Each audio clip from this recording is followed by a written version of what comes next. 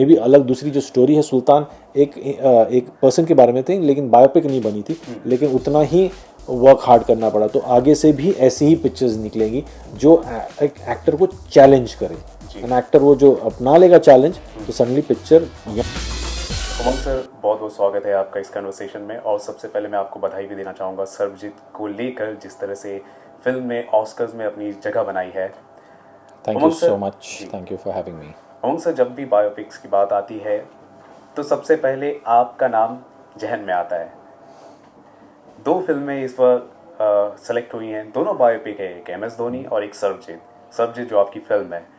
तो मैं आपसे जानना चाहूँगा, ये आप सरप्राइज तो हुए होंगे? सरप्राइज 100% था, बिकॉज ये सोच के नहीं हुआ था, लेकिन because it's not a separate entry जहाँ इंडिया की ऑफिशियल एंट्री तो नहीं भेजी गई थी, पर इंडिविजुअल एंट्री पूजा फिल्म्स ने भेजी थी और वो नॉमिनेटेड हो गई एंड लॉन्ग लिस्ट में आ गई है।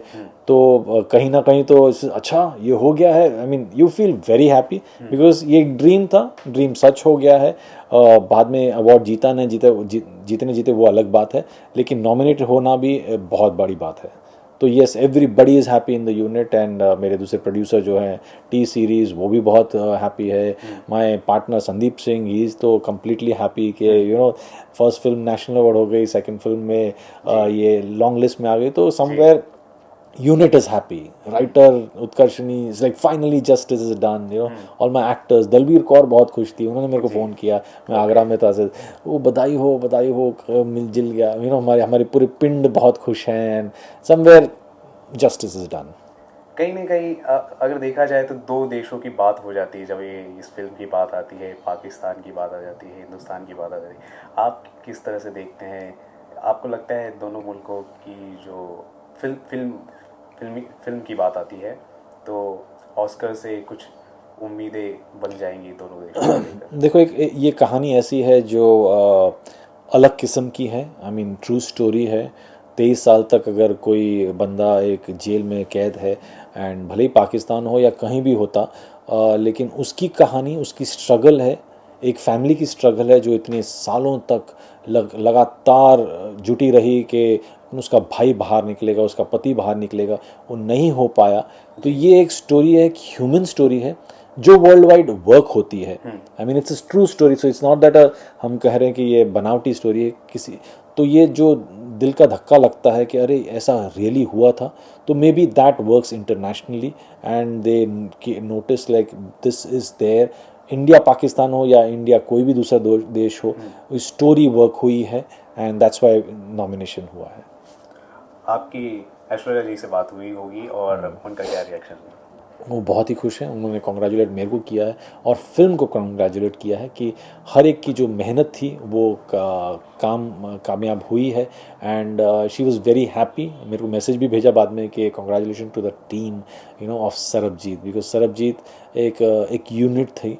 बिकॉज ये कहानी कुछ आसान कहानी नहीं थी बनाने की, पिक्चर अच्छा आसान नहीं थी बनाने के लिए। सब लोगों ने इतना हार्ड वर्क किया है, भले ही जो रणदीप ने जिसने लूज़ किया वेट, जिस तरह से उसने एक्टिंग की है, ऐश्वर्या ने पूरे जो एज किया है, जो 23 ईयर्स ओल्ड 20 ईयर्स भी हो गई और 60 ईयर्स की भी हो गई थी, तो एक नया यू नो चेंज ओवर की जो उन्होंने ट्रांसफॉर्म किया अपने आप को और उनकी एक्टिंग को सराहा सब लोगों ने। इसलिए ये ऐसी पिक्चर है जो सबके मन में हमेशा रहेगी, यू नो कि हमने ऐसी पिक्चर एक की है जो someway you not proud to do this film, because ये एक किसी के डेथ के बारे में पिक्चर थी, लेकिन हाँ हमारा नाम इससे जुड़ जाता है, तो वी फील कि इस सब्जेक्ट को जस्टिस मिलना चाहिए था। That's why everyone did this film and उस हिसाब से फाइनली ऑस्कर का नॉमिनेशन आया तो रियलाइजेशन हुआ कि yes we really did this film and it got its justice. आपने ट्रांसफॉर्मेशन की बात की रणदीप को लेकर या ऐश्वर्या जी को लेकर। एक ज़माना था जब एक्टर्स होते थे, स्टार्स होते थे, उनके मुताबिक फिल्में बनती थी। अब स्टोरी के मुताबिक स्टार्स को ढलना पड़ता है, तो ये भी एक वजह मानते होंगे आप? नहीं, वो तो है, बिकॉज कहानी बड़ी हो गई है, एक्टर्स से ज़्यादा कहानी बड़ी हो गई है। अब कहानी अच्छी ले जाओ, एक्टर कहीं ना कहीं अपना दिल दिमाग सब डाल के ये पिक्चर करेगा, बिकॉज ये पिक्चर सडनली उनको लगता है कि मेरी लाइफ की बेस्ट पिक्चर हो, और अगर मैं नहीं करूं तो लाइक फिर मैं क्या कर रहा हूँ लाइफ में। ये नहीं है कि अब सुबह सुबह उठ उठ के आ गए, वैनिटी वैन से निकले और एक नया सीन करके चले गए, नहीं। यहाँ आप कर रहे हो ऐसी पिक्चर जिसमें आपको आपका पूरा 100 या 200% डालना है। तो वो हर पिक्चर अभी अगर आप देखोगे तो ये बदलाव आया है। B it Sultan, B it Dangal, B it MS Dhoni, B it Sarabjit, ये चेंज आया है और ये रहेगा। मे बी बायोपिक है, मे बी अलग दूसरी जो स्टोरी है। सुल्तान एक पर्सन के बारे में थी लेकिन बायोपिक नहीं बनी थी, लेकिन उतना ही वर्क हार्ड करना पड़ा। तो आगे से भी ऐसी ही पिक्चर्स निकलेंगी जो एक एक्टर को चैलेंज करे। एन एक्टर वो जो अपना लेगा चैलेंज, तो सडनली पिक्चर यहाँ से यहाँ आ जाती है। सर, हमने देखा कि 2 फिल्में जो हैं बायोपिक ही हैं। आपको क्या लगता है ये बायोपिक इस साल क्यों ऑस्कर्स में नॉमिनेट हुए हैं? हमारी दूसरी भी फिल्में हैं, फिक्शनल फिल्में हैं। मे बी वो फिक्शनल फिल्म ने अपना एंट्री नहीं दिया है एंड हम लोग ने सेपरेटली एंट्री दिया, इसलिए नॉमिनेट हो गई। लेकिन हाँ, जो ऑफिशियल एंट्री जो गई थी वो पता नहीं बायोपिक थी कि नहीं थी, पर वो सिलेक्ट नहीं हुई है और ये सिलेक्ट हो गई है लॉन्ग लिस्ट में। कहीं ना कहीं उनको भी अब्रॉड ऐसा लगता है कि true films song in dance नहीं है, एंड दैट्स वाई वहाँ इंटरनेशनली वर्क हुई है, that's why it's got selected, may be, I don't know.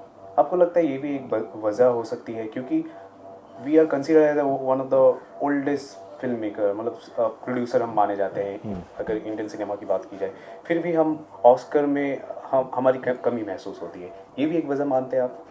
हाँ, बिकॉज कहीं ना कहीं वो उनको लगता है कि India's all song and dance और पिक्चर ऐसे बनाती है कि झाड़ के पीछे वो मजाक उड़ा देते हैं। सडनली उनको पता चलता है ऐसी ऐसी पिक्चर भी है।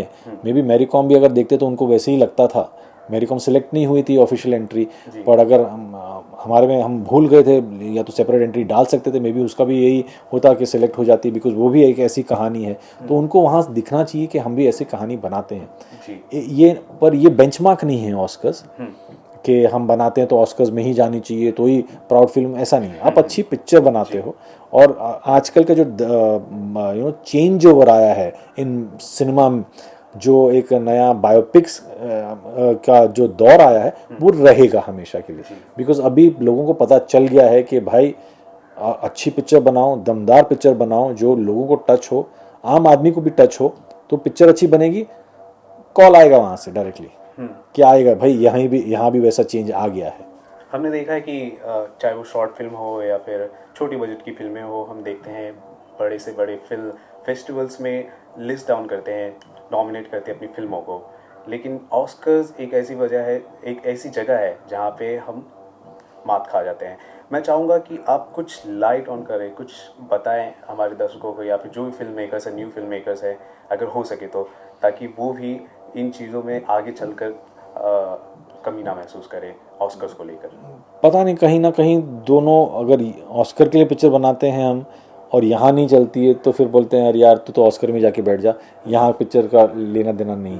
या तो अगर इंडियन ऑडियंस से बनाते हैं तो वो वर्ल्ड वाइड इतना नहीं सक्सेसफुल होता है, बिकॉज हम कॉमन मैन के ऊपर पिक्चर बनाते हैं और इस तरह बनाते हैं कि मसालेदार हो, एंटरटेनमेंट हो, और कहीं ना कहीं वो काम हो जाती है। लेकिन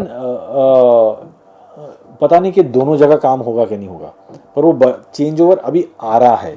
मे बी सेंसिबिलिटी आएगी एंड सडनली हम फॉरेन फिल्म देखते हैं, हमको अच्छा लगता है, हम कभी ये नहीं कहते हैं कि यार वहीं बनती है यहाँ बनाएंगे तो ये फेल हो जाएगा। Maybe that change over आ गया है। हम ऐसी पिक्चर जो हम देखते हैं वो अगर हम बनाएं पिक्चर, और अगर फॉरेन पिक्चर्स हमको भी अच्छी लगती है, इंडिया में भी चलती है, तो वैसी पिक्चर अगर हम बनाने लगे तो मे बी चेंज ओवर आएगा।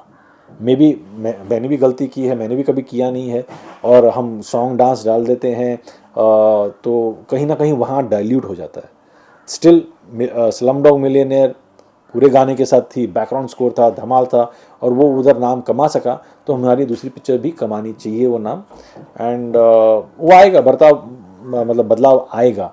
और कहीं ना कहीं तो बिकॉज ये एक चेंज ओवर पीरियड है, हमारे पास एक नया जॉनरा आ गया है जो वर्ल्ड वाइड एक्सेप्टेड है, तो मे भी ये चेंज ओवर से कुछ हम चेंज देखेंगे। फिल्म कम्पीट कर रही काफ़ी पॉपुलर फिल्म्स हैं, जैसे कि ला ला लैंड हो गया, मूनलाइट हो गया, या फिर स्क्वाड हो गया। तो आपको क्या लगता है सरबजीत कहाँ पर है? हमें पता नहीं वो कौन सी कैटेगरी में नॉमिनेटेड है और क्या आगे जाके क्या पद्धत होने वाली है। वो जाके फाइनली फॉरेन फिल्म में कैटेगरी में नॉमिनेट होगी कि मेन सिनेमा मेन कैटेगरी में नॉमिनेट है, वो मेरे को पता नहीं है। लॉन्ग लिस्ट में आ गई वो, अभी मुझे देखना है कि आगे जाके ये लॉन्ग लिस्ट का शॉर्ट लिस्ट होता है, फिर जूरी आती है कि कैसे होता है वो पद्धत, वो अभी पता नहीं चलेगा। येस, टफ कंपटीशन है because fantastic films are there, but yes वो लिस्ट में ही आना एक बड़ी बात है, and that's why we all are proud.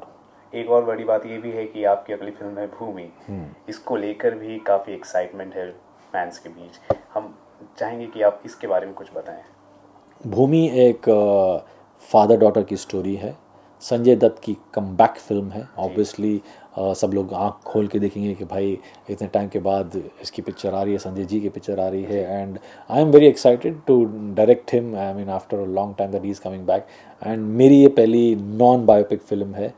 But हाँ, कहानी फादर डॉटर की है, इंटेंस ड्रामा ही है, रिवेंज ड्रामा है, एंड आगरा में शूट करूँगा मैं। तो somewhere it's again an actor's dream role for life, because एक कमबैक है और दूसरा इतनी एक्टिंग है इसमें, इतना इंटेंसिटी है कि फिल्म में बॉलीवुड ड्रामा है, धमाल है पूरा, लेकिन इंटेंसिटी कहीं जाएगी नहीं, बिकॉज मेरी पिक्चर में हमेशा actor is the main hero for me. और उसके हिसाब से मैं पिक्चर बनाता हूँ कि एक्टर को ऐसा मोल्ड करूँ कि पब्लिक देखती रहे और उसका लाइफ का बेस्ट रोल हो। तो इसलिए भूमि ऐसी है। हम 29 जैन को शूट कर रहे हैं, 2 महीना in and out in Agra, अगस्त 4 को रिलीज है। ओके, भले ही आपने कहा कि नॉन बायोपिक है, लेकिन फिर भी रियल लाइफ से काफ़ी इंस्पायर्ड होगी है। इंसिडेंट से इंस्पायर्ड है, but not real life, it's not a biopic. बहुत सारी ऐसी इंसिडेंट्स होती हैं, उस हिसाब से इट्स नॉट वन इंसिडेंट। और बायोपिक का हम कब इंतज़ार करेंगे? वो अभी टाइम है, अभी मतलब 4th या 5th में होगी, मतलब नहीं 5th या 6th में होगी। उससे पहले मेरे पास बहुत सारी पिक्चरें जो लाइंड अप है, जो 5 जो आने वाली है वो अलग है, एंड आगे आएगी, है बहुत सारी स्टोरीज लाइंड अप है। उमंग सर, हमसे बात करने के लिए बहुत बहुत शुक्रिया। Thank you. और सरबजीत को लेकर आपको ढेर सारी शुभकामनाएं। Thank you so much.